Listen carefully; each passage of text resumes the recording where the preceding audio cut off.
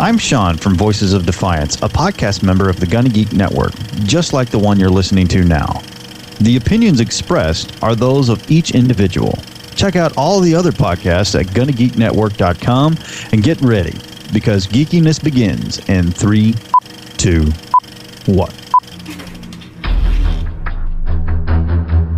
You have been granted clearance by Director Phil Coulson.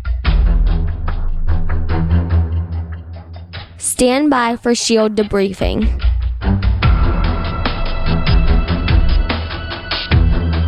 All information to be discussed here is classified and may only be discussed among agents granted clearance by the S.H.I.E.L.D. Director.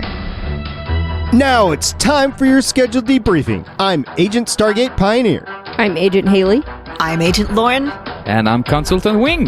Welcome to Legends of S.H.I.E.L.D, podcast number 54, covering the director's cut of 2003's Daredevil, recorded on Wednesday, December 17th, 2014. Legends of S.H.I.E.L.D is a fan-based podcast on the ABC television show Marvel's Agents of S.H.I.E.L.D. and the general Marvel Universe. Because justice is blind. If you'd like to talk to us about Batfleck, you can contact us at our website, legendsofshield.com. Our voicemail, 844-THE-BUS-1. That's 844-843-2871. Our Facebook, Twitter, and Tumblr, which are all Legends of S.H.I.E.L.D. Our YouTube, Legends of S.H.I.E.L.D. And our forums, forums.gonnageek.com, or search Gonna Geek, all one word, on the Tapatalk app. And I'm not doing the voice because that'll just make my throat hurt. And I just got over a cold. Yeah, me too. I'm recovering still. So, we watched Daredevil 2003 Director's Cut. Apparently, some of us many times, and some of us just once, but we did watch it. What'd you guys think? It's my guilty pleasure. We talked about Ditto. that. So I had a lot of fun. Really a lot of fun. I didn't remember it was 2 hours and 15 minutes.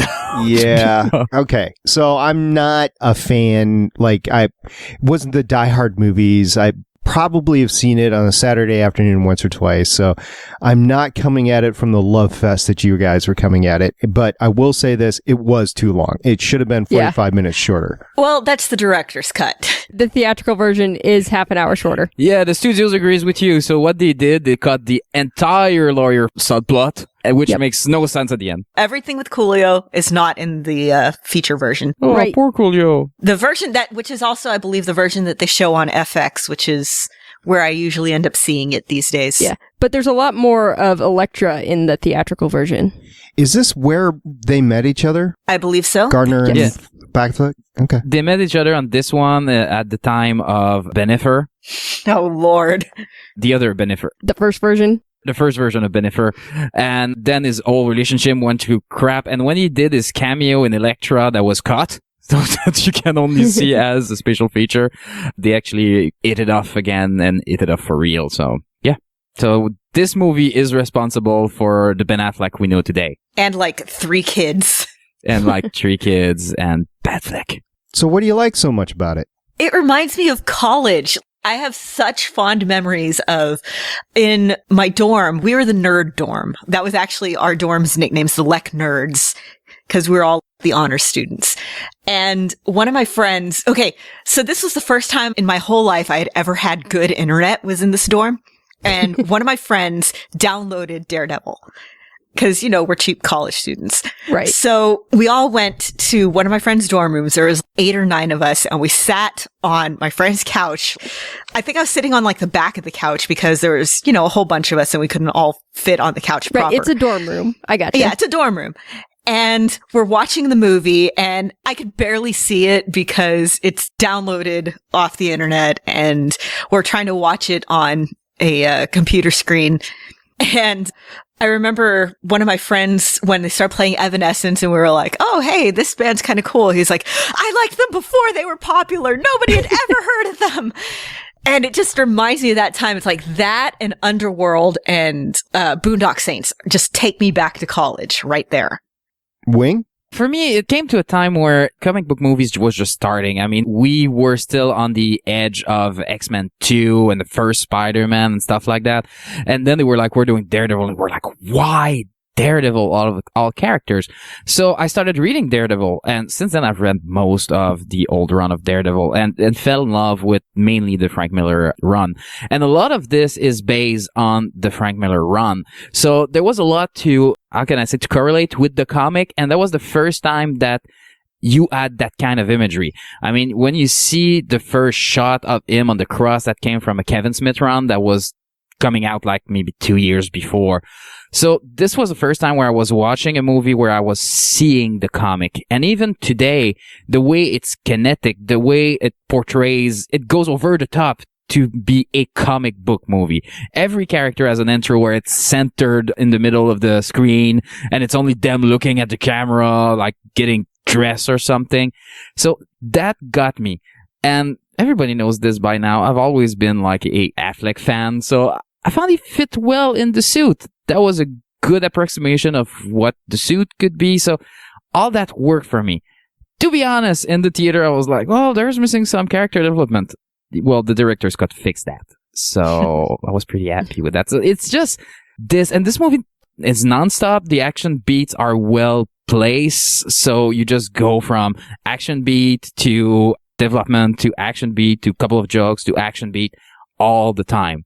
The other thing is that I love Colin Farrell because he seems to take himself so seriously and it's so funny. So maybe it's not a good reason, but I'm having fun with this movie every time I watch it.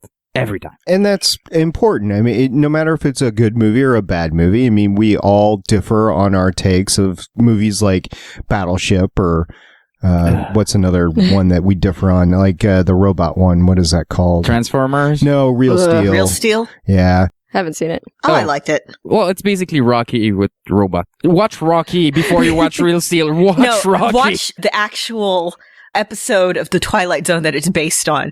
I wish they had gone with that ending for the movie, where like Wolverine has to climb inside the robot and then just gets the absolute living hell beat out of him. But the point is, if it's fun for you, then that's what's important. Haley, what do you think? I think it's an okay movie, like, especially if you're watching it on cable on a Saturday afternoon or something. I feel like the effects are definitely dated, but, you know, I could forgive that. I feel like the fight scenes aren't quite up to par with what I expect from a comic book movie. Yeah, see, that's what I was thinking, not to pile on or whatever, but that I felt like, you know, Wing, the comic book visuals worked for you, right? Yes. For me, it looked very dated. I mean, you couldn't release a movie like this today and do well in the box office. And see, that's why I love it, because it takes me right back to 2003. I agree. This is definitely a post-Matrix movie. Yes. Definitely. Oh, definitely. It's with all With the wire the music work and the wire work and the costumes and just even the way that it's filmed, just the look and the feel of it. Just, it's so early 2000s. I love it so much. I think Bullseye could have been done a little bit better. Every character could have been done a little bit better. Yes, every character could have been done better. But for what it was, I mean, I loved Colin Farrell's, you know, he always looks like he's about half a second from just flipping out. And I loved that. Because at the time, he was like, oh, Colin Farrell's the good-looking guy. He's the heartthrob in all these movies. And then he shaves his head and starts freaking out and killing people with toothpicks in this. And keep his Irish accent.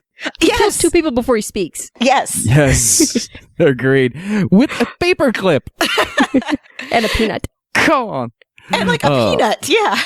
If there's a scene in this director's cut that I don't need, is the one where he goes through security at the airport. With the paperclip in his mouth. Yeah, that's silly. I was watching that. I was like, even in the director's cut, it should not be there. And who goes up an escalator like that, too? Like with his arms stretched out? Yeah, but this the old Jesus thing. A drama queen does that. That's who. That was definitely done pre 9/11 too. That whole scene. Right. No, it was not. No, it's not. It's in 2003. That's when the movie was released. It was written. Yeah, it was filmed. It was filmed before that. Yeah. Well, it was filmed after 9/11. I should say. Yeah, it was filmed in 2002. So they could have changed some of these things, but it was still nice. Absolutely heartwarming. I know he's a bad guy, but it was heartwarming to see Michael Clark Duncan on the screen. Yes, he's probably the best part of the movie. Good. Yes, he was so good as Kingpin. I remember when they cast him, people were freaking out. They're like, they're making Kingpin black? What? Oh, But so you're saying things haven't changed on the internet? Exactly. Stormtroopers are black? Things have not changed on the internet in like 12, 13 years, Right. however long it's been since they announced it. The internet has always been the best and the worst. Yes. But I remember when I heard they're casting him, I'm like, oh my God, he has the physical presence. This is going to be amazing. Because I've liked him. I've liked Michael Clark Duncan ever since I first saw him in Armageddon. I thought he was amazing. And just everything that he was in after that, I'm like, yeah, this guy's great. And in this, he brought that physical presence, but he was also that really, remember from the Spider-Man cartoon, how Kingpin was there? He's huge, but he's just like really polite and really calculating. Yes. And he brought that to the role. D'Onofrio is going to have a really hard time following up on that. The only thing I could say with changing the character to a black man is that the fact that he grew up in the Bronx lost a little bit, because the fact that the Kingpin was a white man growing up in the Bronx talked a lot about it. But it has no importance in this movie. So why not just cast the best man? And he was the best man for Exactly. this. In Big Man, he was the best big man there was out there for a long time. And when I say big, it's like, the man was huge. Was what, like 7 feet or something? I know, and his arm is bigger than my torso. Andre Yes. the Giant would have been good too, but he didn't No. have that same No. presence. Yeah, with that French accent, that would have been perfect. Yeah. Wasn't he dead by then? Yes. Oh, yeah. Andre the Giant's been dead since like the early 90s, I Mhm. want to say. Okay. Just wanted to make sure. Now I want to watch Princess Bride. Yes. Okay. So just as an aside, everyone read or hear the audiobook of Carrie Elwes's memoir, As You Wish. It is fantastic. And it has some really great stories about Andre the Giant. Woot. Yes. He's a local hero here, so it's okay. Michael Clark Duncan, he had that smile that just made you want to hug him during this movie, even though he was playing a bad guy. But remember when he killed the guards at the beginning? Yeah, the first scene that you really seen him with his cane, and you see him, the shudder, like, it was a rush to him, like a drug rush or whatever. So you get to see that crazy side to him, and then you get to see the calculating side. So he definitely played the character very well, and I enjoyed watching it. Okay. Michael Clark Duncan was 6'4.5" tall. I thought he was way bigger than that. Wow. He Okay. seems bigger. And then like 5 feet wide. Yeah. He seems a lot Fair. bigger. 5 feet broad, not 5. Yeah. Right. Yeah, Penn Jillette is 2 inches taller than him. And having stood next to Penn Jillette before, It's intimidating. yeah, Yes, it is. is very, I'm 5'1". Yeah, you're in So- line to get that autograph, and the line goes up, and you're like, oh my God, this man is a tower. Yeah, it's like great. the people in front of me were like, wow, you're tall. He's like, yes, I know. I'm just like, okay, I'm not going to say anything. I'm just going to be like, I love you guys. You're awesome. Can I please have your picture? I know I come up to like your waist. Just take the picture. I'll tiptoe. It's fine. So, is it just me, or did anybody else feel that Affleck's voiceovers were too long? They were. Okay. Yeah. I know what they Yeah. were trying to do with it. They were trying to do basically the little square narrative boxes that you get in comics. Internal I think they were monologue. going, Right. they were going for that, but too long. There are fewer of those in the theatrical cut of the movie. There's a reason why this is something they dropped with time in comic book movie, the Yeah. internal monologue, because it's not working super well. No. I don't know if you guys have seen the Dark Knight Return cartoon, but when they released it, the first thing that killed me was like, the internal monologue's not there. But after 15 minutes in the movie, I was like, oh, because it's a movie and it's moving, you don't actually need it. Yeah, I've heard people complaining about that. They're like, come on, you hire Peter Weller and you don't have him talk. But we're kind of over internal monologues these days. They were still trying to figure that out with the earlier superhero movies, I think. Yeah, Wing and I and Jay were talking about this a couple days ago, and I am so glad that we moved away from a lot of the stuff that was in this movie with Iron Man 5 years later. Now, I know they weren't in the same capacities, but Kevin Feige and Jon Favreau were both in this movie, and I can only assume and hope that they learned from this movie to move forward with what they did with Iron Man 5 years later. Well, obviously they learned every attempt is a learning attempt. Yeah, Yeah. and Favreau always said that what made the first Iron Man work so well is that he could do whatever he wanted. At that point, it was not Marvel. It was not the Ant-Man thing where the director is like, yeah, I can do whatever I want. Bye-bye. People didn't care. They were like, okay, make this as good as possible. Oh, we'll try this. When he got to Iron Man 2 and bailed, he was like, yeah, this is not an independent movie anymore. This is not fun. So I think that Daredevil had a big studio push and that Iron Man didn't.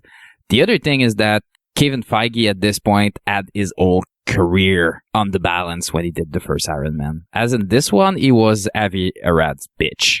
Yeah, I think in this one, Fox wanted their own Spider-Man. Yes, that was the goal. Yeah. Which is what Marvel wanted. They wanted another Spider-Man when they created the character. Yes. That's where Daredevil came from. And then Frank Miller touched it and they were like, how did we end up with Batman? Fun fact, Ninja Turtles and Jessica Jones both got their powers from the same accident that Daredevil did. Yes, I knew about the Turtles. I didn't know about Jessica Jones. Yes. Actually, her origin story in her comic Alias is really good. So Frank Miller started illustrating Daredevil in 1979, and he hated the scripts then too, which is why they put him in charge of the entire book of like a year or so later. Then he reinvented the character. So it's actually in the 80s when Daredevil gets good. So it sucks from 1965 to 1980. And you're on 1970. 70. Yes. So good luck. Still 10 years ago. Yep. I'll tell you what, after seeing this movie and after going through the 10 Marvel movies, I can't wait for next summer when we actually get to see Daredevil on Netflix. Oh my God, yes. I really want to see, because this was very heavily inspired by the Frank Miller run. I want to see what they take inspiration from for the Netflix one. How much Miller are they going to bring into it? How much Mark Waid are they going to bring into it? How much Ed Brubaker are they going to bring into it? I mean, the latest, I think the Man Without Fear run that's been going on lately where it's been more fun recently because it's like, well, we've wrung out all the angst we can from Daredevil. He has nothing left to lose. He's just going to do his thing now. And it's been really well acclaimed. So I want to see what influences they're going to take into it. Agreed. The rumor is that there's a lot of Brubaker and a lot of Kevin Smith in the series. So, because I know we come back with Kevin Smith, but crazy thing, he wrote a great Daredevil. I'm not talking about his Green Arrow. His Green Arrow sucked, but his Daredevil was really, really good. I mean, I would argue this is one of the last great Daredevil story that has been out there since then. At some point, I am going to have to. I have not read. Honestly, I've not read a whole lot of Daredevil. Okay. Yeah. I need to fix this at some point. But not that much. You just need to read the right one. Yeah. Well, mostly I'm familiar with Daredevil through whenever he shows up in other people's titles. He's a great supporting character. I agree with that. As a supporting character, I mean, you need a lawyer in a comic. Bring this guy. As a counterpoint to Spider-Man, when they're together in a book, they work really well. Ultimate Daredevil was really good. Just saying. Yes. Ultimate Daredevil is great. Well, before they screwed it up, Ultimate was really good. Well, yeah, Ultimate was so good right up until it wasn't. Ultimatum. I am still bitter. I will forever be bitter about Ultimatum. Yeah, everybody, because they basically killed that universe. This is why I hated Jeff Loeb for so long. Well, Jeff Loeb was great at DC, and then he went to Marvel and screwed everything up. Well, he's been doing pretty good with Agents of S.H.I.E.L.D. We're talking about comics there. Yeah, which confuses me. No, he started on TV. He started on movies, so that's he was on wheelhouse. Heroes, too. I got mad when he came to Heroes, because I was like, no, he's going to ruin it, and then Heroes went bad. And then he comes to Marvel, and I'm like, no, he's going to ruin it. But so far, the TV and the movies and everything, it's been all right. So I'm so confused and I don't know what to think. The man is able of greatness and he's able of the worst. So, well, he does have Joss Whedon writing general storylines for the entire Marvel universe, right? And he does have Kevin Feige over him. And he's got Jed and Marissa are really good writers too. Right. And he's got Bell there too in the executive office. So he's surrounded by good talent.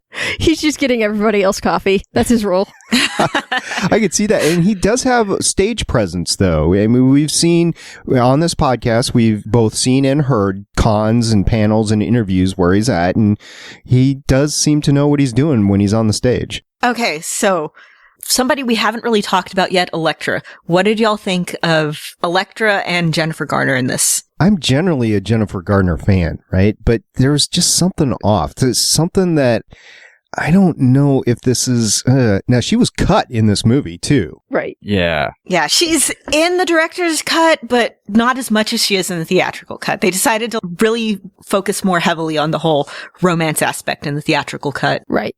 And I watched the documentary on the DVD. They said they felt in the theatrical cut, it looked too much like they killed his girlfriend and he got really mad and went on a rampage. It did. So a typical comic book plot. Right, exactly. So she's scaled back in the director's cut. Mm. You lose 2 full scenes of her, I think. Yeah, but she talks way more Greek, so that works for me. Yeah. Oh, that scene where Daredevil goes up the stairs in between like all the smokes and everything and find her and then sniff her neck. For some reason, so hot. That's so hot to me. I'm just saying, this works for me 100%. I wasn't a fan of the hairstyle in the ball scene. Hers? I don't know. I was a fan of everything in the ball scene. I'm just saying. Priorities, man. Priorities. I see. I'm not a Jennifer Gardner hater, by the way. I do like her. It's just, I don't know. I was big in Alias at that point, so... This whole movie, I'm just not... it's just not grabbing me the way the other Marvel movies have. And... well, it's 5 years before the Marvel movie started, so go figure. It's pretty much like Black Widow in Iron Man 2 is what you get of Elektra in Daredevil. Agreed. She's just kind of thrown in there, and you're supposed to accept that she's a character, and they don't really do a lot with her. They should not have had the necklace at the end, though. That kind of makes her sacrifice moot. I understand that they were like, oh, she's not dead. But no, you needed to feel that he lost everything, and what he gained back is humanity. Yeah, I could see that, yeah. I think, isn't that what they were going for with the reporter not reporting the story? Hence my point. Well, you get that with the reporter, so you don't necessarily need to do that with Elektra. Agreed. I would have cut that scene completely. On the other hand, again, that scene on the rooftop when it starts raining, so good. So good. I did like that. Yeah. My favorite scene, though, of the director's cut that was not in the movie is when the girl that supposedly gets shot by Coolio or whatever his name is. Coolio, yeah. When he's going into his waterbed, which is awesome, by the way. I the love sensory the deprivation tank. Yes. Yes. Love that idea. And you see her, like, for him, it's so close. She's like, she wants to get into the tank with him. And he's like, okay, I need to sleep. I'm done for tonight. I need to shut it off. And then that old story comes back to haunt him. Love that subplot. And that's the thing they cut entirely from the theatrical release. So, not enough lawyer. I think that was done really well because at first you couldn't really tell if it was happening real time or if it was, a time shift phase thing. And eventually it was the time shift phase thing, but it was done really well. His apartment is another one of my great points in this because you see him get there the first day and then you see all the little thing that a blind man needs to do with the money, with how everything needs to be in your apartment to be able to live normally. Yes, I did like that they kept all the stuff that he couldn't figure out by radar, they kept, realistic. Right. In the comics, he can read the ink on a page, so he wouldn't have had to do that with his money. And it's kind of silly. Yeah, but reading the ink on the page, come on. If you have a different font, it doesn't work anymore. Yeah, I was very confused throughout the entire movie on what he could do with radar and what he couldn't, because sometimes he'd be playing up the blind and sometimes he'd be super capable. Like his fight with Elektra to begin with, it was too much of a transition for me. Yeah, it goes back to, in the comics, whoever's writing it as to the limits of Daredevil's radar powers. Right. The way I retcon it is the same way like the Force works. I mean, if you're not concentrating all the time, at some point you get tired and you're like, okay, I'm just going to be me for a second and try to shut all this out. Because to be able to get one sound to help you get the radar when you're in New York and you can hear like from miles away, it must be tiring at the end of the day. Yes, yeah, it would be. It'd be overwhelming. Yeah. When I get migraines, I can hear everything and it is horrifying. And having that sensitivity to the point where it becomes like basically echolocation, I don't know if I would be able to cope with that. Then again, I'm not a superhero, so... Yeah, I'm not so sure about that. So, okay, take a look at radar, right? And if you're just using a radar out and back from one location, that's all you get really is distance.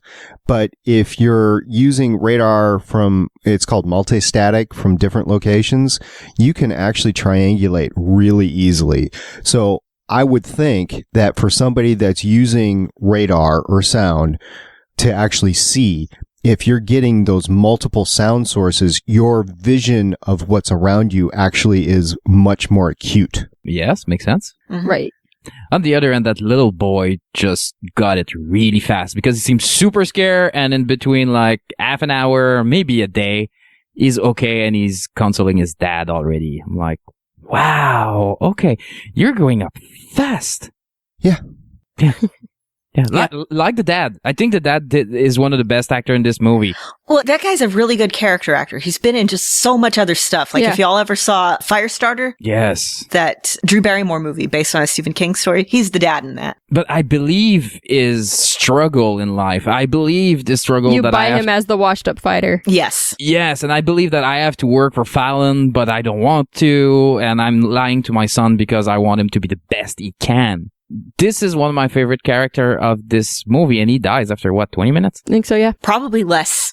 There you go. Seemed like a long time, but yet fast. I don't know. Heineken was definitely prevalent. I mean, they were definitely product placement here. Yeah. Oh, yeah. One of the things I have to gripe about the movie, though, Mark Steven Johnson is go figure, a music video director. And there's a lot of music videos in this movie. The movie stops and you have like Electra music video with Evanescence, and then this other music. Two Electra Evanescence music videos. Yes. Yeah, and they almost play the entire song, and you're like, no, no, not enough classical score, too much name music. I was so ashamed of how into this movie soundtrack I was in college. Yeah. Even today I hear Evanescence, I'm like, oh, the Daredevil song. Yeah. But no, it's like, God, who else is on this soundtrack? Nickelback was on this, I know that. And I would always skip their track. Yeah, of course, it's Nickelback. That's funny. I have the Punisher soundtrack. It has a Nickelback song on it, and I always skip it. Yeah.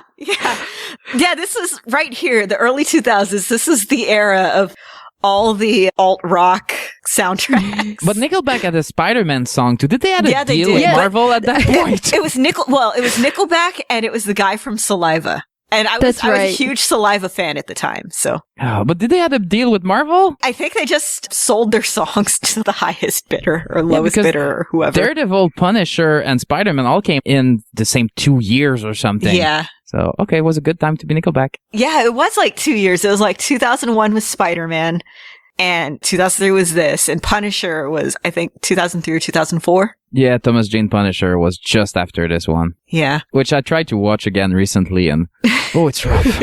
Okay, so it's rough. What's your favorite pre-Iron Man Marvel movie? No, seriously, if anybody doesn't say X2. X-Men 2, yes. Yeah. Like, I'm gonna slap you.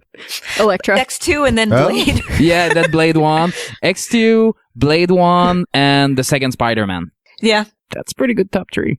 Haley said Electra. I was joking. No, okay. Thank God. You obviously haven't seen it yet if you thought I was serious. Nobody's favorite is Electra. Oh, no, wait. Silver Surfer is my favorite. That's like saying my favorite Star Wars movie is the holiday special. Isn't it? I mean, it's just not done. Well, okay, it's not I like the technically holiday a special, movie. but that's because I like showing it to people and watching and listening as their hopes and dreams crash and burn around them. You have to have a lot of alcohol to watch that. I have watched it sober every time. Oh, I'm so sorry. No, I do it on purpose. The other thing at that point is that we didn't move away from killing our characters. And the big thing from him, it's stop killing. I mean, we're getting that with Arrow now, like 10 years later. But I had a problem with Daredevil didn't give a damn at that point. Yeah, there was a lot of death in this one. Yeah. And even at the end, like, the fact that Bullseye's not dead, I'm like, oh, That was come an accident. on. He totally meant to kill Bullseye. He totally meant to kill Bullseye. Yeah, because at the end, he has the revelation, I'm not the bad guy. I'm like, now? Now you think of this? Took you 2 hours to get there. Okay. Okay, and now, so at any point before this, did you think Daredevil was the bad guy? no. Because, I mean, yeah, he killed people, but it's like, oh, yeah, he's Daredevil, whatever. Yeah, but they were scumbags. They had it coming. Yeah. So, fun fact, at the beginning of the movie, the rapist that he kills, what was his name? Like, Jose Quesada? Quesada. Jose yeah. Quesada. Yeah, it's the man who rapes Spider-Man every month, so that works. Sorry. No, well, then in the fight before Murdoch's fight was Bendis. Miller. And then he Yes. fought John Romita. Miller. Yeah. So there's just references everywhere. The officer's name was Mackenzie, who worked on Daredevil. The priest is Everett. Kevin Smith was in the movie. It was Kirby. Jack Kirby was the name of his character. Yeah. The Watcher was in this. Yeah. That's probably one of the worst Stanley cameos. I can't even remember what is. The man almost got killed by a bus. Oh, yeah. Daredevil prevented him from stepping out in the street. Yeah, Daredevil should have just let him go. Yeah. Did he create Daredevil? Yes, he did. Yes, he created all of them. Yeah, but there was a yellow and black suit at that point, which makes sense. The man is blind. He has no sense of style. Wasn't it like yellow and pink? No, it was a black vest and then yellow legs and arms and a yellow mask. And I've seen something where he's wearing like pink underoos or something and little pink booties. That came in the 80s, I think. Okay, that might be what I'm thinking of. Because in the 80s, there was a resurgence of Oh my god, in the disco 80s, suit. nobody had fashion sense. Like, remember Hawkeye with his Village People outfit? Hey, I trump you all. Nightwing in the 80s. Haha, oh my god. With yes. the disco suit, with the Yes. super eye color and the shag. I'm like, you're a superhero. You're not a disco dancer. Come on. Okay, so if y'all want to hear somebody else's take on the cheesiness of this movie, because let's face it, it is kind of cheesy. Yes. Not as cheesy as some other stuff that was coming out around this time, but it is very definitely of its time. How Did This Get Made has an episode about this with Ed Brubaker as their guest commentator. It is episode, I believe, 75. This movie gets a really, really bad rep, but seriously, it's not that bad. It's not that bad. Well, Fantastic Four is way worse, and I mean, way Fantastic worse. Four has Chris Evans very nearly naked. So Yes. Oh, it gets a God. pass from me. Yeah. it's probably not that bad, but I gotta tell, I probably will never watch this again. It didn't Aw. grab me. So Yeah, but I can see I don't that. think it deserved the Yeah. rep it has. okay. Right, but if he's seeing this for the first time after seeing like all the stuff Marvel has made, Okay, I can see you being disappointed after all that quality. But think about Well, now wait a minute. I have watched a lot of comic book movies going back to the '89 Batman on forward, so it's not like I haven't seen it.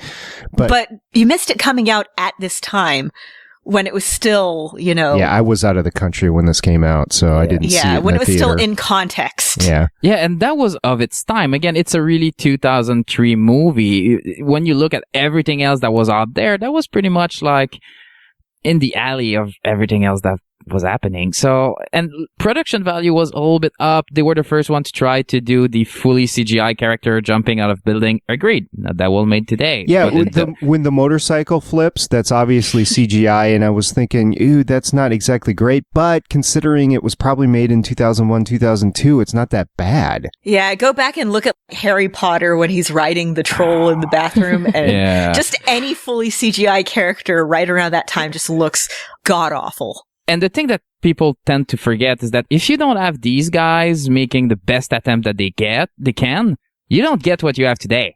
You just don't. You need to get there to be able to go to the next step, to be able to go to the next step. So it's all building Right. out of one another. And it all comes from Jar Jar. Hate Jar Jar as That's much true. as you want. It all comes from Jar Jar. Well, Yeah, I saw something, I think Ahmed Best tweeted it a few years ago on his Twitter account. Jar Jar walked so that Gollum could run. Gollum ran so that the Na'vi could fly. Yeah, and the Na'vi could fly so that now we don't know anymore. And we're like, that robot is CGI. And everybody's like, nope.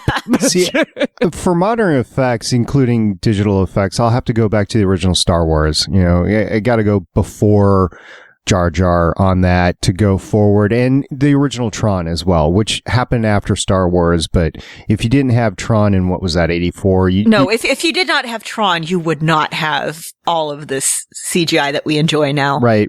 But Yeah. again, I'm not really knocking on it considering the time period that this movie came out, but I don't know. I just don't know if I'll watch it again. Haley, you listened to the commentary, correct? no, I didn't have time to listen to the commentary. I watched a lot of the behind-the-scenes features, though. Okay. I did that listening to the commentary like 10 years ago or something. You don't want to listen to the commentary in this movie. It's a lot of people getting pat in the back and like, yeah, we did a great job. Oh, yeah, no, it's that's like awesome. the worst kind of commentary. No, the worst kinds of commentary is Arnold telling you, No, that's the That best. is the best. yeah, now I'm going to take the thing out of my nose. Yes, I'm taking the thing out of my nose. I just punched the camel. It's just narrating the movie, and you're like, seriously, It's man? not a tumor. Well, I say it's a tumor, but it's not a tumor because, it's a movie. It's great. I love movie making. This was the best movie I made before I made the next one. And Stephen Wandrew, that was all for you, buddy. Well, we have somebody in the chat here, Richard. He has a good point. Without the original King Kong, none of this would exist. Actually, without travel to the moon from Méliès 1902, nothing is happening. Yeah, Pretty much. I was just going to say Citizen Kane would probably be a good origin, because it had effects too, right? Yes, it was the first one that actually put different shot in one frame together to make a new shot. So, yeah. Still haven't seen that movie. Me either. Well, I mean, obviously all three of you like this movie, right? I enjoy it, yes. Yeah, I enjoy it too. Like I said, it's a guilty pleasure. Yeah, like I said, it's not one of my favorites, but if ever I feel like nostalgic for college, I'm like, might as well watch Daredevil. Daredevil or Underworld. Oh, yes, agreed. When I got this from my collection, it made me laugh because at some point I stopped buying DVDs and I went to digital because, well, I don't have that much space in my house anymore. But I look at the collection, I stopped collecting when Marvel started making movies, so I have all the crappy ones. Yay! You need the suitcase now. Actually, yes, I would, but before I buy that, I'm gonna buy Batman 1966 Connection. Yeah, I was surprised to learn that was like $200. I thought it was going to be cheaper. Oh, next year it's gonna be like $80 on the Amazon, so I've waited like 20 some odds year. I can still wait. I remember buying Robotech VHS tapes when they were like $20 a piece, and there's like 80 of them, right? So, but now you could get the box set for $35. Yeah, a friend of mine bought that for me last year, and I think he bought that for $30. So, right? I don't know who that is. Eh? I had no idea. Guy must be a jerk. I don't know. Okay. I don't know, but after a year, there's so many DVDs in there. I'm kind of like half into them. I'm like, this is never going to be over. You know what, though? We've run into 2000. Okay, so this is going to be the last podcast of 2014 for us at Legends of S.H.I.E.L.D. because, well, the next two nights that we podcast will be like celebration nights. So we're not going to do it. But, 2014 really saw the proliferation of comic book shows on TV, which we're podcasting galore about. I mean, Haley, you got a podcast on it. Wing and I have another podcast on Starling Tribune. And, our available time to go back and watch stuff has gone to like nil. Yeah, because you have to watch the episode once and then a second time to take notes and then you have to record the thing and then you have to edit the thing. And then if you don't release it after 3 days, people bitch. Well, let's be honest, Wing. It's a lot more than 3 days for you usually. Well, we record on Friday and it's out by Monday. I call that 3 days. Yeah, but when it's not out by Monday, which is about half the time for you. Yeah, okay. Well, my mid-season finally is out. Hey, some of us have been like dying of the plague and trying to move at the same time, and we haven't had a lot of time to edit, so quit picking on some people, okay? Some of us have been dying of the plague and sleeping on the couch with cats. I have to sympathize with the moving thing because I redid the podcast studio over the course of the last month, and that sucked, and that was one room, so... Yeah, absolutely. But, 2014's been a fun year. Agents of S.H.I.E.L.D., we've gone from, we picked up the podcast from Wing and Op and Beef, and we thank you guys very much for starting it. But, we picked it up before the Captain America big reveal of Hydra, and it's just been nonstop ever since. Yeah, agreed. And now the Netflix stuff is gonna hit, and we're gonna get a Supergirl and a Titan, and how many of these are going to get canceled? Because I'll be honest, I'm happy that they're doing all Krypton. Yeah, I'm happy that they're doing all that. But like this year, Constantine was, I think, collateral damage because I was interested by the show. I watched like 2 episodes. I was like, I don't have time. I'll binge watch it, and it got canceled before I had time. I wasn't enjoying it. Technically, it's not canceled, though. Yeah, well, whatever. It's on the verge. If they had been able to do it on another network and been able to go a little bit harder into it, I think it probably would have done it better justice.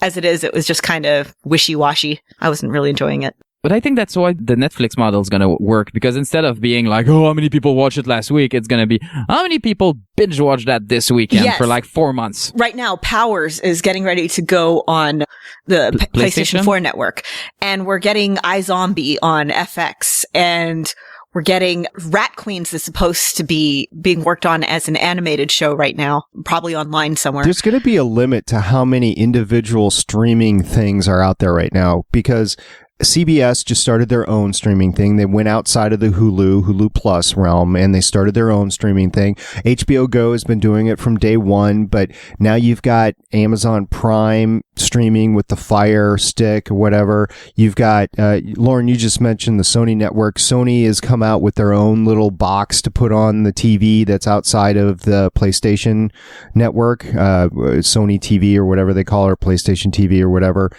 You don't need a PlayStation to watch this stuff.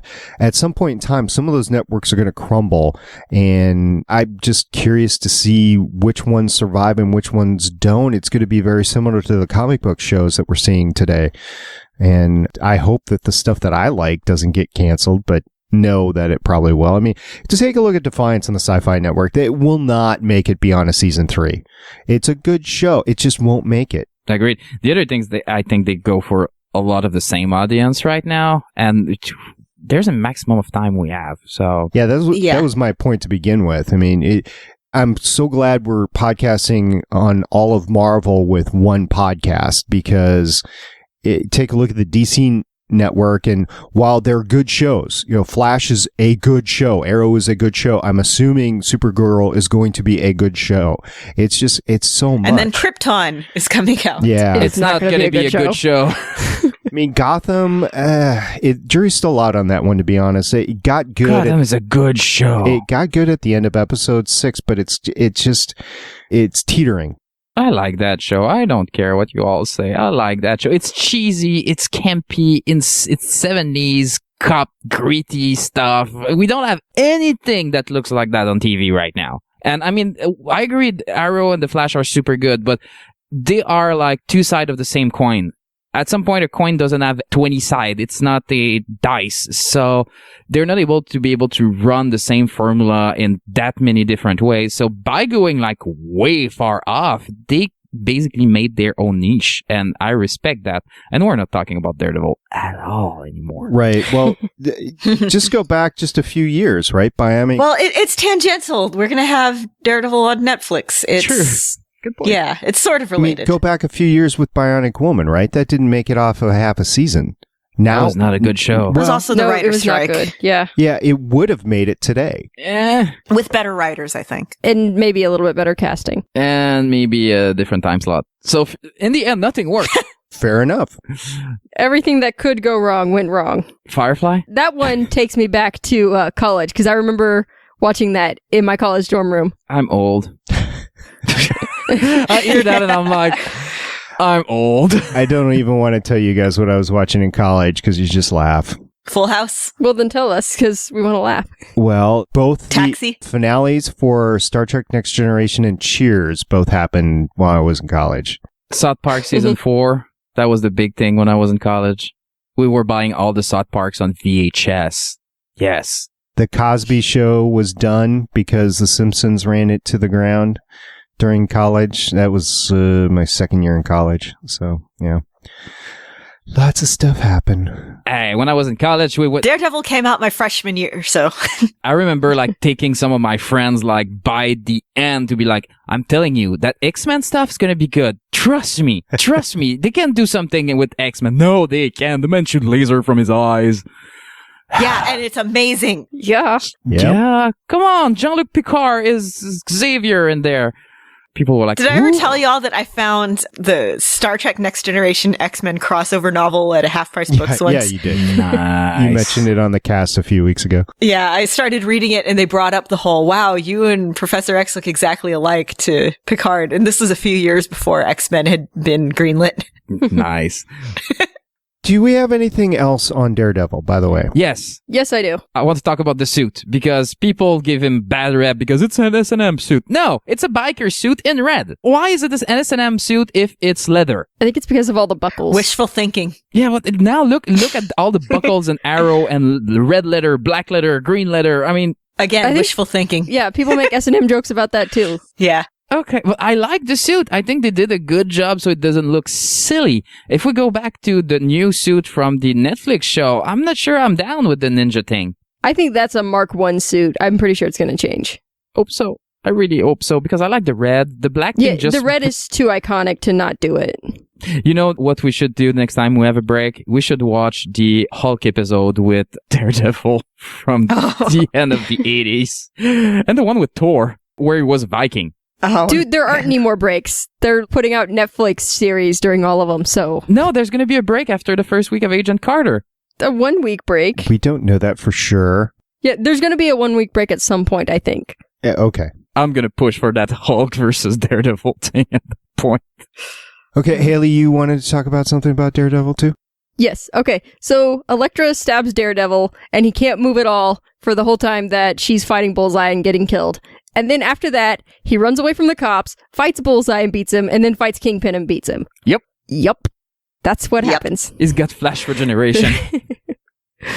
Yeah, I had that in my note too. That's kind of a problem because it makes him superhuman. Right. Instead of immunizing the character a lot. Right. The problem is that all that stuff was condensed into a single night. Her death and then the other fight should have taken place on different nights, I think. Agreed. They should have had a grievance period in there. Right, because otherwise, why couldn't he just get up and help? yeah, but then they're like, oh, we're losing our sense of urgency. You sound like a studio exec. Have you read the Sony Yes, stuff? that was the point. That was the point. We've already said these two ladies are available for Marvel. Yeah. I have heard a lot from story editors and done some editing work myself on other people's stories. I am familiar with the sound of editors. Everybody's let down that Karen doesn't have enough place in this. I'm not sure she even has a name. I know her name is Karen. I think they call her Karen. I don't think they call her... Maybe they do. Like Miss Page. The legal secretary or whatever? Yes. Yeah, so it took me a second to realize that she was the chick from Grey's Anatomy. Yes. Oh, I recognized her right away. I was like, is that... Yes, it is. But Huh. she's supposed to be Daredevil One True Love. Well, one of his one true loves. No, the big Which one. makes it less one true love. Yeah, but she's supposed to be the Lois Lane to his Superman. And she's barely in the movie. Anyway, in the comic she is. And she's barely in the movie. At least Foggy had a little bit of space in there, because if you get Jon Favreau, put him on the screen. Come on. Is that character cast for the Netflix series? Yes. Yes. Which one? Karen Well, both Page. of them are. Yeah, well, Karen Page, yeah, she's going to be played by Jessica from True Blood. Oh, that's good. Deborah Ann Wall. That's yeah, really right? good. They don't have an Elektra yet, huh? No, That's good. I don't think No, I think they said they're planning not to have Elektra in this. Yet. At least in the first season of it. Yeah. I think that's a good thing, because she should come way later in his Right. mythos. Yeah, she really shouldn't have been in his first movie. Like, if they were planning to do more than one movie, she's like a second or third movie kind of character to introduce. Yeah, and with this ending, they were clearly planning to do more than one movie. Right. And anyway, hoping. Well, I think their big plan was, we'll put her in the first movie and then she'll spin off and have her own franchise, and then we've got 2 franchises to make all these monies off of. And that is not what happened. And then they lose all this money out of the next movie. And Frank Miller was not happy. But then he directed really bad movies, But so... when is Frank Miller happy? Frank Miller's never been happy. No, he's been happy once. When he saw the first Sin City, he was really happy at that point, and then he became bitter again. Frank Horse Miller.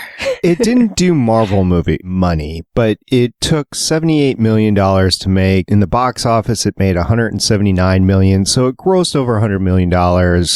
That's a pretty good payday for 2003. Yeah, exactly. If you adjust for inflation, that's a $400 million movie today, so it's not that bad. It did good, but not good enough. And I think Ben Affleck had some problem and he didn't want to come back after, so that didn't help them too much. I did laugh when they had all the bats and stuff in there. Me too, I have that. Why the Batman reference in there? Like, we need Probably a bat because Frank Miller. they were probably trying to make a reference to Dark Knight Returns. What about that DD and fire at the start? Oh my god. So cheesy. That they go into that in such detail on how did this get made, because it really, really bothered one of the hosts. I think it was June. I mean, Well, because he's like trying to make a point of, Daredevil doesn't really exist. He doesn't want people to really know he exists. And then he's beating up a guy in not broad daylight, but in the middle of a bar and leaving a flaming signature at the crime scene. But overall, and I'm going to bring that... just like Bigfoot does. Yes. But I'm going to bring Batfleck back for a second. If you just look at him in a suit, just the picture, the man has the body and the chin to wear a cowl and a superhero costume. He does. The only problem is that in this movie you have to cover his eyes completely, and it loses a lot. Ben Affleck emotes a lot from his eyes, so when you cut all of that from his acting, it becomes really wooden. Right. And you're like, You know, he's obviously wearing contacts. I'm pretty sure Jennifer Garner obviously wearing contacts too. So neither of them get to use their eyes. Yeah. And I think they weren't even using the same contacts on her throughout the movie because her eyes look different from scene to scene. Agreed. I got that too in my notes. Started out like bright green. Like Fremen glowing eyes green. It's like, dang. One of my favorite scenes, though, that's so cheesy is when he suits up the first time and you see him like in front of a black background and he just like make moves in the nothingness for no reason whatsoever. Is that not how you guys get dressed in the morning? Of course, we're guys. That's what we do. And then we do a salmon ladder and we talk about our problems. Yeah. With a one manly tear. Yeah. And then we need sushi. So the green eyes brought me back to Big Trouble in Little China. I love this movie. Ailey. I haven't seen that movie. Oh, God. You haven't? It is worth your time. I think you would like it. I don't know if I would put it at the top of the list, but No, but if you want to have fun and not think, it's perfect. It's so cheesy. It's so cheesy. It's amazingly cheesy. Oh, God, I need to watch that again now. I know. We should do that for Legends podcast. We should. So what do you guys got left on Daredevil? I go salsa dancing on the weekend, but I don't shake my ass to pay my phone bill. Jon Favreau. Awesome. You almost forget how funny of an actor he can be until you see something like this. It's great. I'm sure there was some improv in there, so... But if you want to see how this movie could have been really badly made, then take that script and the same director and make him do Ghost Rider. Which he did! I know. And that's really, really... When we're talking about bottom of the barrel, you have Ghost Rider and Ghost Rider 2. I can't believe they made a sequel to Ghost Rider. You know, I still have not seen Ghost Rider 2. I haven't either. Keep it that way. I watched it because there was some directors that I kind of love from... What's the name? The guy who does only action movie, Jason Statham. Those guys were used to direct him. So I was like, okay, there's maybe something there. And I'm halfway through the movie and I'm like, I'm gonna kill Nicolas Cage myself. God. Good God. There was literally in a 2.5 hour movie, 15 minutes of good content. And it was all Ghost Rider, so no Nicolas Cage. See, I remember watching the first Ghost Rider and thinking the only really good scene was the one where both Ghost Riders ride out together. Yeah, That was like the only good scene. Yeah, with Ghost Riders in the sky playing. with Ghost Rider in the Sky music. Yep. Yeah. Yeah, didn't Nicolas Cage like actually go and sew talismans into his jacket? And Nicolas Cage is a weird guy. There's some story from it was on a Reddit AMA. I forget if it was while they were filming Ghost Rider or no. I think it was Sean Bean in his AMA when they're talking about like, you know, when you were filming National Treasure, what's the weirdest thing Nicolas Cage did? And it was like he broke a skull or something. He just like kept a skull in his house and he broke it and he got really mad and then they went outside to bury it and then they played pool. It was like the most Nicolas Cage thing you could think of. My favorite Nicolas Cage moments at some point, they were interviewing him about, I think, Ghost Rider 2, and they were like, if you had to choose, and they're looking for Superman as an answer, if you have to choose, which superhero would you play? And he looks at the guy like he wants to kill him, like, Ghost Rider, I did it. And it got out. Like, ooh, touchy subject. Okay, imagine Daredevil starring Nicolas Cage. Well, imagine any superhero starring Nicolas Cage, because at some point that was it. Imagine Elektra starring Nicolas Cage. The Hulk starring Nicolas Cage. I can see that. He's always mad. That's true. Wolverine starring Nicolas Cage. That could have happened at some point. Okay, listeners, call us and tell us which Marvel superhero would you want to see played by Nicolas Cage? Which superhero except Superman? Yeah, because we all know that can no longer happen because we have all seen the pictures. No Superman, no Ghost Rider. Oh, God, that movie was bad. All right. Are we done with Daredevil? Just a couple more quotes. Okay, go ahead. No Greek tragedies, because Elektra is a character from a Greek tragedy. Yeah. Okay. And then Michael Clark Duncan's like best line, because it just describes his character perfectly. Business. That's all it ever is. Business. Yeah. Yeah, I love that line. Well, everything that Michael Clark Duncan was saying was good. Right. He's the best part of the movie. He really was. Yeah. Like, if he hadn't been in this movie, I don't know that I would ever enjoy it. Yep. My jujitsu instructor used to use this movie as part of one of our lessons. We were like practicing kicks and stuff. It was like, yeah, so if somebody comes up to you while you're just sitting down, remember that part in Daredevil where he strikes out with both legs and kicks Michael Clark Duncan in the knees and snaps him back? Yeah, try that. Yeah. So we practiced that for like an hour. I had to ball up my legs after seeing that. I was like, yeah, no. Ugh. I have been assured that it works. I have never actually had to try it. And then he falls on his knees and stays like Yeah, that. I'm like, no, that you hurts. don't. See, if you fall on your knees after you do that, you then fall on your side and pass out from the pain. I'm going to give him the not passing out because he's the kingpin, but yes. Yeah, because he's agreed. hardcore. But yeah, normally that's probably what would happen. Yeah. You don't just like stay on your busted knees. No, you don't. You just don't. Okay, let's move on to All right. other All things. right. That's everything. Yeah. That's everything. That was Daredevil. That was fun for me this Oh, wait, week. I do have one more thing. Why would Elektra think that Daredevil killed her father? Because she was right there. Yeah, me too. Like, wasn't she looking right at Bullseye? Yeah, she was. Because plot. Wasn't there some cloud, some mist or whatever from the car crash? An explosion, but that was before Daredevil jumped and tried to stop the Right. baton to get into. To me, it looked like she was staring right at the two of them fighting and then watched as the thing flew past and then over her head into It's her the father. green contacts. They interfered with her They vision. obstructed her vision. Right. Yeah. Yeah. Next time, actually go to an eye doctor before getting your contacts because that will, help. And that old scene, I mean, it's really fun because it's like street and everything. The guy gets killed and all the superheroes and supervillains disappear and nobody chase each other. I'm like, seriously? You don't chase him at this point? Her father, by the way, another great character actor, Eric Avari. You might remember him from Stargate or The Mummy or like a billion other things. Right. Very good. Yes. Very good. Yes, it was really, really good. Oh, that was good for me this week. I was happy to watch that. Sorry, SP. No, don't be sorry. I'm glad I watched it. I just don't think I'm going to watch it again. And then Foggy fondling the statue boobs. As you do. As you do. Because they're boobs. Boobs are boobs, okay? Right. Boobs. Don't judge us. And my only other note to mention is Matt Murdock sucks at having a secret identity. Yes.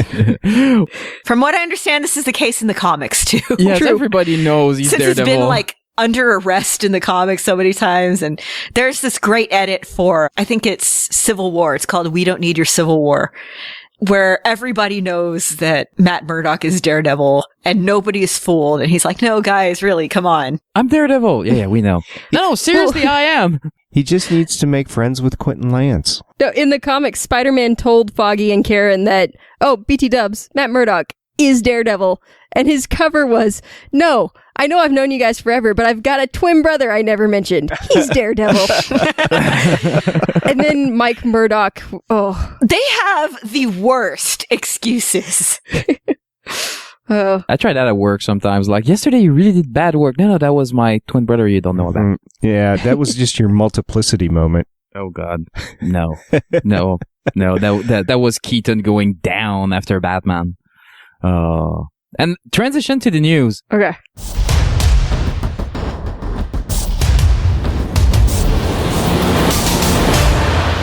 Michael Keaton is awesome because somebody asked him the other day about the interview that Christian Bale did. Oh, yeah. And they were like, yeah, well, Christian Bale said he was kind of jealous when Ben Affleck was cast as Batman. How do you feel about that? Oh, I'm really comfortable with it because I'm Batman. I was Yes. like, nice. Nice. He has a nice comeback this year with Birdman. And if you haven't watched Birdman yet, go watch Birdman. It's so good.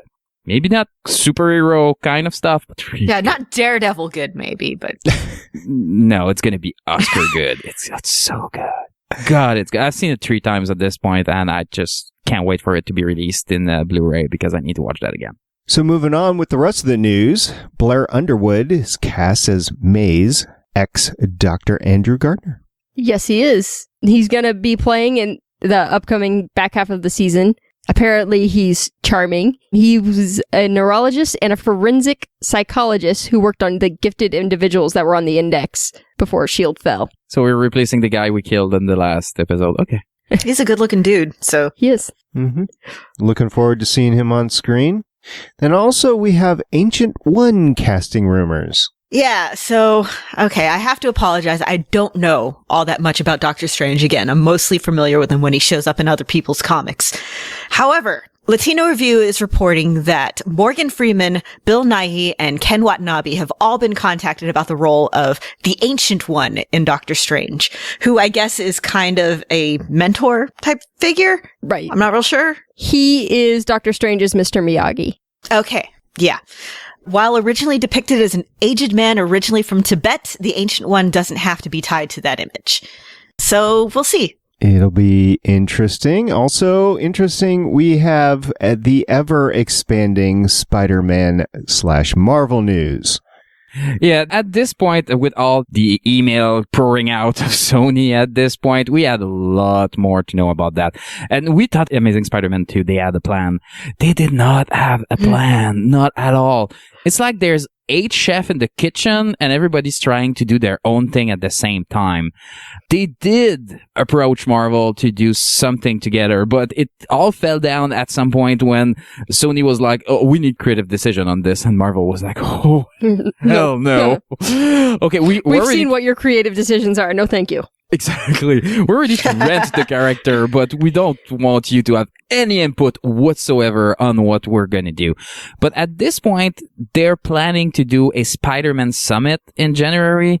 So it could still turn around to be like, okay, we need to recoup money because we're losing a lot. So let's just sell that back to Marvel. Right. It's not dead yet. A thing I read said that the higher-ups in Japan are willing to give Marvel like all the creative control and still do the 60-40 split as far as funding the movie and then splitting the profits. Why would you do that if you're Marvel, though? You don't need Spider-Man at this point. Yeah, but you can use him. Yeah. It would be a big infusion into their universe at this point in time. I basically see it like Rocket Raccoon's leg, like the Rocket Raccoon wanting the guy's leg at some point. He doesn't need it, but he wants it. No, he needs it. It's important to him. See, if you open up the door to it, you open up the door to potential other things happening as well. Because you don't know what's going to happen with Sony. You really don't know what's happening with Sony right now. And at this point now, feel really sorry for the company. I really do. I think you mean we know absolutely everything that is happening to Sony, and that is why they should worry. Well, what's concerning to me is not just that it's Sony, right? It's an American company that's been extorted by a foreign... The news was let out today by the FBI that in North Korea is definitely labeled as behind the hack. So if you're talking about a foreign country being able to direct cyber attacks against an American company or a Canadian company or whatever, Australian company, and then affect it. It doesn't matter if it's in the entertainment industry or the car making industry or whatever. You're going to have grave damaging effects on the economy eventually by doing that. So I just hope they can get it under control. But in the meantime, you just don't know what's going to happen with Sony. So they might have to sell the Spidey franchise off at some point in time versus wanting to keep it because, let's face it, is a moneymaker if they do it right. But we'll see what happens. Yeah, I had a point with the operator on Comic Book Legends. You remember when we saw X-Men 3 and then we add X-Men Origin Wolverine, we were like, that's it. They're done. X-Men is dead. And then they did one movie and redeemed everything and follow it up with another great movie. So if I was Sony, I would be like, okay, we need to do the Amazing Spider-Man 3. It needs not be a good movie. It needs to be a great movie. And if they do that, they could redeem the old thing. I think the big problem right now in the movie industry, and not just the Spider-Man stuff, is that everybody's looking at Marvel and say, we need to do that. And they're trying to plan it. As Marvel, when they started, they were like, okay, let's throw Sam Jackson at the end of Iron Man and see what's happening. And let's throw this at the end of that and see what's happening. And after like 2-3 movies, they were like, okay, we can actually do this Avenger thing. We're not sure they were going to do Avenger at that point. Now that the formula has been basically everybody bought into it, you can plan like until 220. They're planning, but you know, they threw Howard the Duck at the end of Guardians of the Galaxy. So they've got their hits and their misses there. Yeah, well, my point is that at this point, you can just throw something at the wall and see if it sticks, and if it doesn't, like, move away. And that's why I'm afraid with all the other studios trying to do that. Look, Spider-Man seemed like that they had a plan. DC seems like they have a plan, but it all hinged on a movie that's not out yet. So let's say Batman v Superman tank. It's not gonna, but let's say it would. or that the movie, every critic hates it and everybody on the internet hates it and it gets 8% of Rotten Tomato. Do you really follow through with this? You follow through with the Wonder Woman movie, yeah. My point is just that it's a bigger gamble than the gamble that Marvel made, because Marvel could have said after a couple movie, yeah, we're just going to do standalone and live with that. But when they saw that it was working, they tried it. I don't want the Universal Monster Universe and all that other stuff that they're throwing at the wall. And I think that's where Spider-Man failed. They tried to throw so much thing for future movie without thinking about the quality of the movie they were making. That's why Guardian of the Galaxy worked. Because they did that one as a standalone. Yes, it's tied to the rest of the Marvel Universe because you have that one character that you've seen the face for 2 seconds at the end of the other movie. But besides that, it was its own movie. I think anything is salvageable these days. Take a look at Star Trek. You know, they rebooted that successfully in the midst of vast criticism, right? Let's not talk about Star Trek 3 director now, though. Yeah, okay. But you can go down the line. I mean, Tron Legacy, you can argue if that was good or not. I tend to like it. I know a lot of people don't, but I would call that a success. I like it. It's a fun movie to watch. Is it a great movie? By no means, but is it a fun movie to watch? I put that in the same case of Daredevil for me. Paradise Lost with light cycles. I like it. Yes. Right. And, I like that. And it revives something that... Tell me I'm wrong. Yeah, it revives something that was basically dead before. And now at least it's, maybe. And so my point is anything is salvageable. Now, whether it happens or not, whatever, because there's been some flops out there too, but hopefully Sony will get it together. And if they don't, hopefully Marvel will swoop in and take over. If you have cancer and you get digitized in the Tron universe and then get out, did they cure your cancer? I'll have to think on that one. Okay. Is that are you asking for personal reasons or? No, I'm just curious because in the movie at some point, I'm going to revolutionize religion and also I understand these. And now he's talking about health and stuff. I'm like, is it the fact that maybe you can correct whatever when you get out of the computer? I think it's like they fix your code while you're inside and then you come back out. And see, as far as realism go, I like Bicentennial Man, the way that turns out better. Because that's biochemistry, biomedical... Biodigital jazz. No, biomedical engineering that it's tangible. It's something that you can do. I don't think that transportation via digital means is something that's going to happen in my lifetime. And it must be true because you've heard it from a rocket scientist. Wasn't me this time. Wasn't me. You're not authorized to take a drink. All right. Okay, well, I'm kind of proud of that one. Moving on with the rest of the Marvel Universe, we have confirmation, mostly because of the Sony leaks, whatever. That more evidence to support that the Russos are taking over for Avengers 3 and 4 and that Whedon will no longer be doing Marvel projects. No Marvel projects, but he's still going to be like Godfather or something. That's a big question. I kind of doubt it because I think he's really ready to step back at this point. I can't wait to see what his next project's going to be at this point, though, because when he does these little things that he really cares about, they usually are amazing. So right. And again, it gets me thinking what's going to happen to Marvel when Kevin Feige finally steps down. We still have a couple of years before we have to think about that, though. Do you think it's going to happen before the end of their movie run, that the Phase 3 thing that they announced, or do you think it'll happen after that? If I was him, I would bail out after Phase 3, and I would be like, yeah, figure it out. I don't care anymore. I'm just going to go sit in my pile of cash. Yeah, I'm going to go swim in my pool of money. Just go Scrooge McDuck. Yeah. So in the show notes, you see a couple of articles, one from Cinema Blend talking about the Russo brothers and one from IGN talking about Joss Whedon. You can definitely just go and read it and figure out everything that's going on there.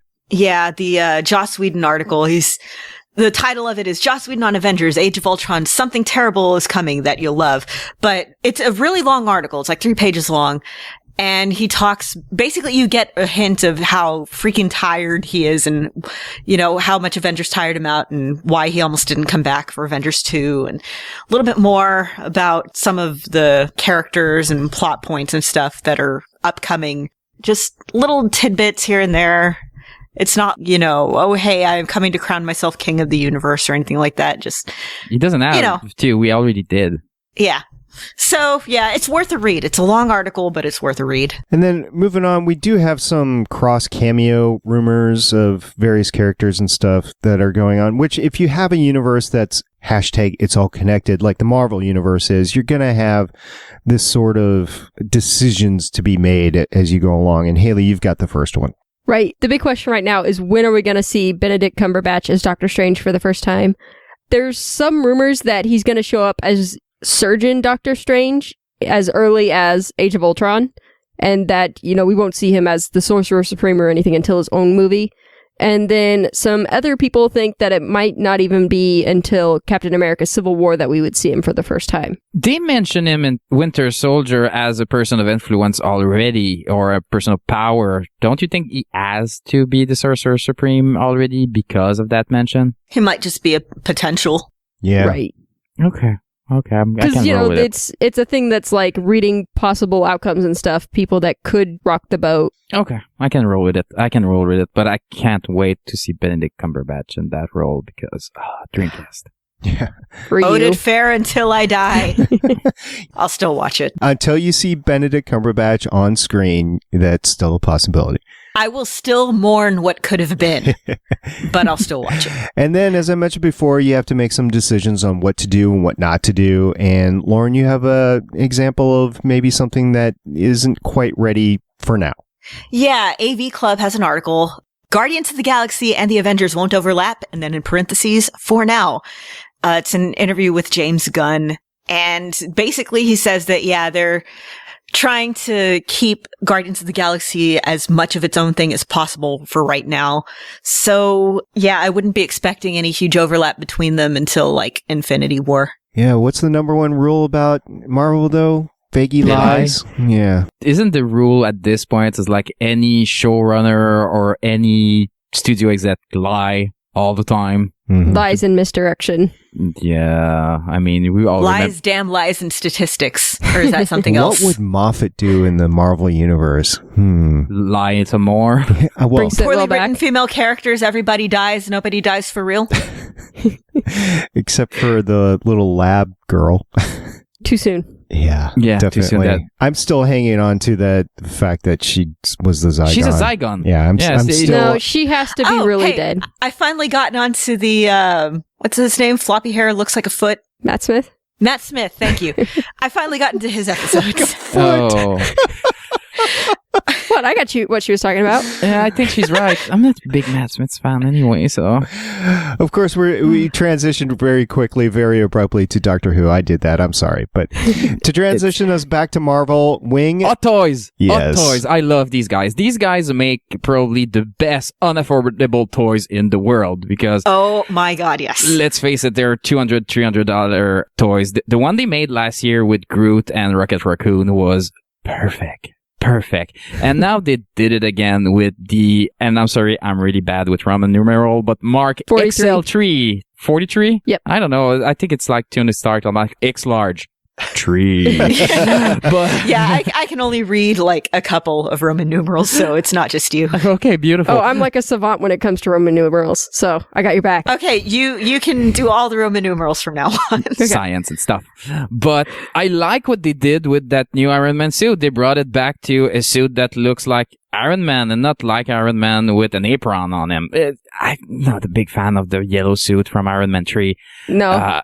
This me is a either. back to basic, more metal to it. I kind of like it because after seeing how the Hulkbuster armor work, which is armor on top of armor, I can see needing these things to like click together and all that. So that's pretty cool. I'm pretty happy with that. Talking about the Hulkbuster suit, I just have a small interjection. It's not in our list that we have on our show notes, but did you all see the Lego version of the Hulkbuster suit? Yeah. No. Yeah, it was let out by a German announcement that shouldn't have been, it was, what do you call it, an ad that shouldn't have been let out.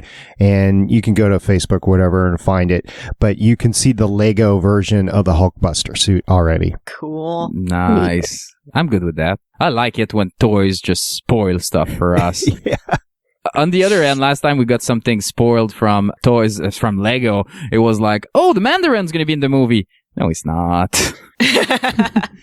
Talking about hot toys, we once again find ourselves with Baby Groot. Yes. Speaking of hot toys. Okay, so this just came out today. Dancing Baby Groot. Well, this one doesn't really dance, but it's bendable and it has switchable faces so you can get different looks of happiness and joy. And it's not like a $200 thing. It's like a $50 thing. And it's amazing and it's adorable and I want it, Precious. Yes. Yeah. Basically, Hot Toys continues to be the absolute best. I still don't get how Marvel didn't see this movie and were like, we need to make a lot of marketing out of this. They came out with the story of why not. They didn't want to let out that there was going to be a dancing Baby Groot in the movie. They wanted to keep it spoiler free. So they didn't. Plus, it's all coming out just in time for Christmas. Yeah. So. But they didn't want to engage with the toy makers because it would have then leaked out, just like the Lego Hulkbuster suit that we just talked about. So anyway, it was a couple weeks ago that they came out with that story. I don't know. I can't remember if we covered it or not. Okay. So we have, of course, the next time we podcast will be about Agent Carter. And we're not ready to end this podcast quite yet, but we do have a couple of news stories, including a new clip. Yeah, it's almost a full scene. It's Agent Carter, Peggy Carter's roommate, getting home just as she's flipping her bed back up into the wall. And she's like, oh, leave it out. I'm tired. And her roommate is talking about how a bunch of the girls at the factory she works at got fired because the guys are getting back from the war. And Peggy's like, oh, that sucks. And then, she's secretly getting her gun out of her little jewelry box to go work at the phone company where it's not life or death, but we have no idea. And that's the whole scene. You're welcome. All right, Lauren. Yes. You have some more Agent Carter. Yes, I do. Comic book resources, well, actually Marvel.com, but I have linked to comic book resources, has released the official episode descriptions and titles for the 2-hour season premiere on January 6th. The first episode, or I guess first hour, is titled Now Is Not the End. And the second one is titled Bridge and Tunnel. I will not read the episode descriptions. You could read those on your own. And it also includes some guest stars, which includes Andre Royo, who you might remember from The Wire and Fringe, James Frain, who you might remember from True Blood, Sleepy Hollow, and Where the Heart Is, which was a movie that was inexplicably popular with my friends in high school. And Costa Ronan is Anton Vanko. Ooh. So, yes. I'm happy to have Anton Vanko back. Yes, that's an ode back really to the first Iron Man movie. All cool there. The second Iron Man movie. Yeah. Yeah. Right. Yeah, you remember the bad one? It wasn't that bad. Oh, yes, it was. Daredevil was better. I liked it. Daredevil was better. There's not a bad Marvel movie. Daredevil From was Iron better. Man on, not a bad one. There's ones that are better than others, but there's not a bad one. So when we argue about like you liking Incredible Hulk or not liking Avengers, Oh, that was so good. Yes, they are good movies, but some are better than others, and you are wrong about Incredible Hulk. So I'm never wrong. I'm entitled to my opinion. Okay. You are always wrong. You're talking about to me in front of SP saying I'm always wrong? Something's More than wrong one there. person can be wrong on the same podcast. See? No. All right. So, Haley, you have some news about the Marvel Experience. Right, which may or may not be coming to a city near you, despite what they say in this advertisement. It's this cool, 3D immersive experience that Marvel's doing. They're going to have 7 big giant domes, and there's going to be holographic projections and big giant props and stuff. So you can go in there and see it and see all the Marvel characters, not just the ones that are in the official Marvel movies, all the Marvel characters, because this isn't a movie, so they can use everybody. So there's Spider-Man and Wolverine and Iron Man, and everybody is in it. I know for sure it's going to be in San Francisco, Dallas. Arizona, I think, was one of them, Phoenix. It's going to be in some place. Just go check on our website and click on the link, and you can read the whole thing. Find your city. I dare you. Find your city.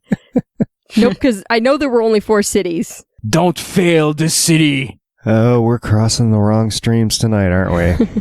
It's all connected. Hashtag written out. It's all connected. And you know what? There's another hashtag. Hashtag Happy Grooty Days. Yes. So, okay, there's a bunch of companies that do little Christmas cards. Lucasfilm does one every year, and apparently Marvel does too.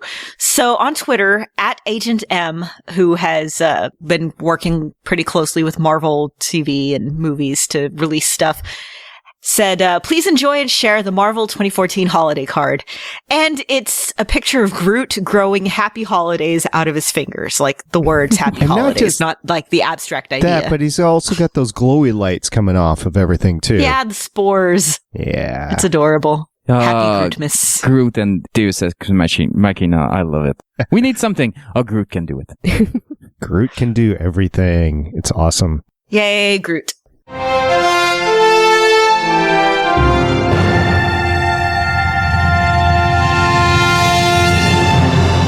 Groot can also give us feedback, and it comes in the form of I am Groot or we are Groot. But we also have feedback from other people like Andamigna, who, thank you very much. You did live tweet the day after we podcasted, and you said a couple of things about the last episode, one of which was a question, and we always ask for scientific or engineering questions. And he asked, your current engineer expert, which I'm not exactly sure who he means there because it could be two of us. Your current engineer expert can surely explain if a normal San Juan roof can support the weight of a Quinjet. By the way, he's talking about Haley because we all know you're a rocket scientist. I'm sure you had to know structures. Yeah, technically I'm an engineer, but okay. So, Haley, would you like to take a stab at this? Who knows what kind of big giant supporting beam might be inside of that rickety shack they landed on. See, and I think the jets or the fan jets or whatever are still turning, so it doesn't really matter if it's landed or not. That's going to be super stealth thin because nobody will be able to hear the giant engines. Well, they apparently haven't been able to before. I think that's ridiculous, but I don't know. Maybe it's an electric engine. It's like a Prius. You don't hear it. They have a cloaking device. Come on, it cloaks sounds and image and everything.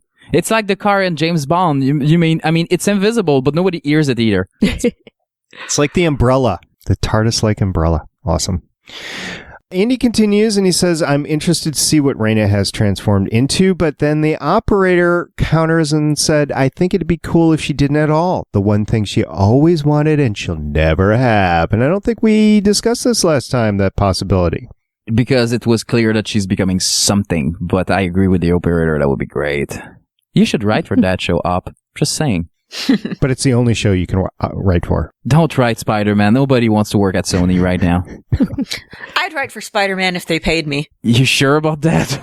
Yeah, and then I can send catty emails back and forth too, and then, Awesome catty emails from Lauren. That'd be awesome. Basically, I'd just be saying the same stuff I say on an everyday basis, just, it'd be out in public. So we also asked about who Al Pacino would play in the Marvel Universe. And we have a couple of responses. Mr. Pericletes said, what about, I'm going to get this wrong, so somebody help me out. Mephisto? Mephisto. Yep. There's an H He's the in there. devil. Yeah, he's basically Marvel's version of the devil, sort of, except for all the other versions of the devil. Right. There's actually a great couple of bits in Journey into Mystery, the latest one with Kid Loki, where you see a bunch of the devil figures in Marvel having like a devil conference. And he is wondering if Marvel has the rights for him back, and I wouldn't know. That I don't know. I don't know about that either. So if you know if Marvel Cinematic Universe has the rights to Mephisto. Yes, they do, because Ghost Rider went back to them, so yes, they do. Oh, there you go. Oh, I was going to say, who would it fall under? Would it fall under, like, It wasn't Strange, Ghost Rider, X-Men? Who? He wasn't Ghost Rider 1, so I guess it was a Ghost Rider thing. I haven't seen Ghost Rider 1 in so long. Yeah, so since all these got back to Marvel, I guess they are, but I think Marvel decided to retire the character for a couple of years, so which is probably not a bad idea. Yeah, well, Pixie and Ileana did kill him in the comics Your recently. favorite character, I remembered, Pixie. Yes. Yep. Okay, and then NeilIsntWitty. Yes, I know, it's NeilIsntWitty. So, but NeilIsntWitty said, thanks for the shout-out, guys. By the way, what about Pacino as Marvel's Mephisto in Doctor Strange or High Evolutionary in Guardians of the Galaxy 2?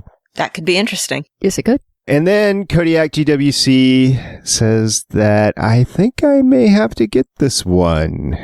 Did you guys see his tweet and see what he's talking about? It's coming. Oh, Yes, it is Dancing Baby Groot. Or maybe not. Bendy Baby Groot. there's so many Baby Groots out there. Yes, so it is a Groot quarter scale figure by Hot Toys. Yes. I want it so much. It's so cute. Yes. I love all the options for the happy faces. It's just every time I see it, I get so happy. It's like, how can you not look at it and just feel joy? You can. It's physically impossible. That's like when I get on the Legends of S.H.I.E.L.D. Twitter account and see all the lovely love. So thank you guys very much for tweeting back and forth. We really appreciate it. Also, over on Facebook, got a couple of shout outs there. Yes. Sorry, that wasn't Mephisto and Ghost Rider. That was Mephistopheles. Oh, That's God. right. Isn't that the same thing? No. No, it's a different devil. Okay. Okay. I don't know who has the rights to Mephisto then. Well, according to Yeah, I have Neil, no idea. it's Doctor Strange in his tweet. But he's also been with X-Men because he's the one who stole Ilyana Rasputin. So if anybody knows for sure who has the rights, please let us know, because apparently we're very we are confused. so You know, I bet confused. Marvel's not even sure. That's why they aren't using it. They're like, I think we still have the rights, but I'm not sure. just Let's not get I sued. don't know. Yeah. Just spell the name backwards. It'll be fine. We're also enjoying all the love on Facebook. Mary Kirk also got back with us again this week, and she said, so, do you think the whole reason Raina got into wearing flower dresses was because she was trying to get Dr. Cal to like her more, to feel closer to her, to make him feel more like she was his Daisy? Huh? I love this theory. Yes. Yes. I really do. Nice pull. Yes. And then Willie, thank you again, Willie, said, just watch Guardians of the Galaxy again. And Catherine Marie Thames Nelson was holding on to her Groot pop the whole time. And he posted a picture of his Guardians of the Shelf, which is awesome, by the way. Yes, I'm envious. And NeilIsntWitty on the forum, so we got a forum kickback, came out with an entire... Lauren, go ahead here. Okay. So I'm not going to read the whole thing because it's very long, but I will direct everybody who listens now or listened to last week and was wondering, like, who is the Black Knight, to go and read this post. Again, it's forums.gonnageek.com or Gonna Geek, one word, on the Tapatalk app. So he posted basically a history of who the Black Knight, the Dane Whitman version, is. Yes, you're right. I did see him in Original Sin.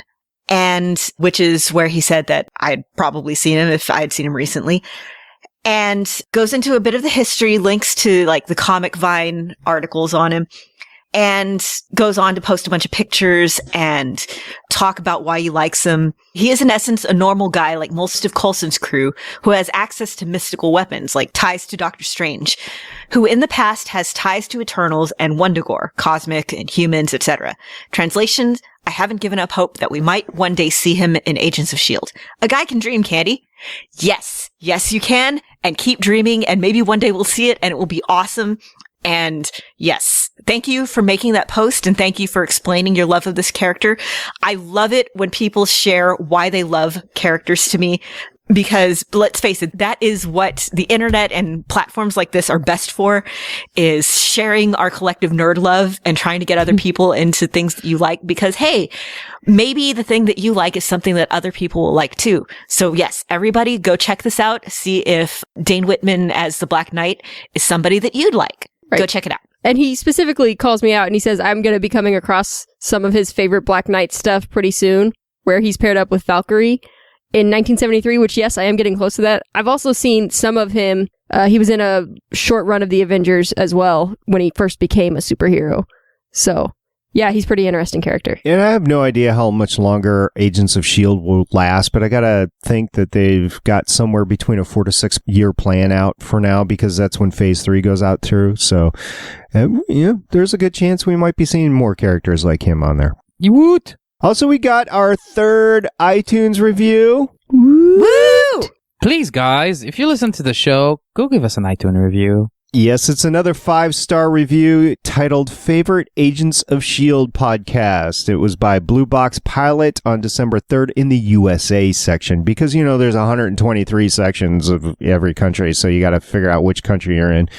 But Blue Box Pilot says the chemistry these guys have is fantastic, and I love the insight they bring, and Wing is always wrong. So, Cool. Well, I'm not always wrong. Always. That's what the feedback says. I'm sorry. It's just what Blue Box Pilot says. Listener said, I cannot argue with the listeners. God. See, there you go. There you go. All right. As always, get a hold of us on all the means, email, voicemail. We didn't have any voicemails this week. It's kind of an odd week for that, but go ahead. 844-THE-BUS-1 or 844-843-2871. Any feedback on Daredevil, any feedback on the first half of Agents of S.H.I.E.L.D., any Marvel questions, any Science questions, any Science of Marvel questions, we're all good there. And I want to know which one of the old Marvel movies are your favorites. I'm curious about that. Yeah. That would definitely be good, since Wing has said his top 3 are X2, and what were the other 2? X2, Blade, and now I'm blanking out.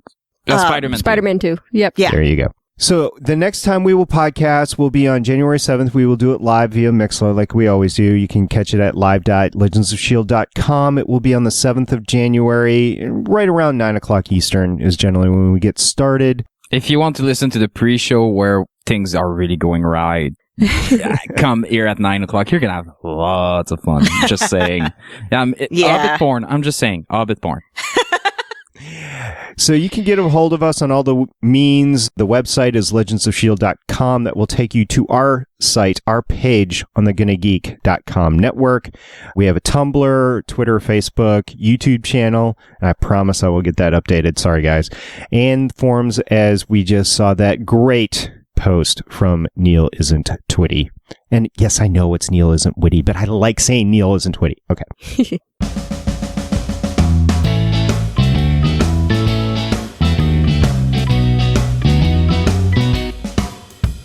So, thank you guys very much. This is our last podcast of 2014. Happy holidays, Merry Christmas, and a Happy New Year to you all. Happy Hanukkah to all our Jewish listeners. It's the, I guess, second night of Hanukkah as we're recording right now. Oh, sweet. There are 12 nights of Hanukkah, right? 8. 8? See, that's what I know. I'm sorry. It's 12 days of Christmas, 8 nights of Hanukkah. Ah. Yeah.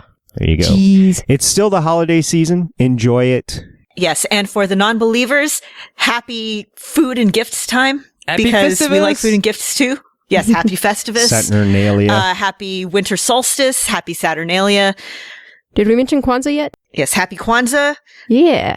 I think Happy Diwali is Grootmas. past. Happy Grootmas. Yes, we can all celebrate Happy Grootmas. Happy whatever you want, okay? Yes. Can we just go Just with go that? out. Just be happy. Celebrate with your friends. Come back in January, and we will go strong in 2015 into all the Marvel goodness right here on And then Legends we will of have S.H.I.E.L.D. a happy Agent Carter-miss. Yes, we will. Yes.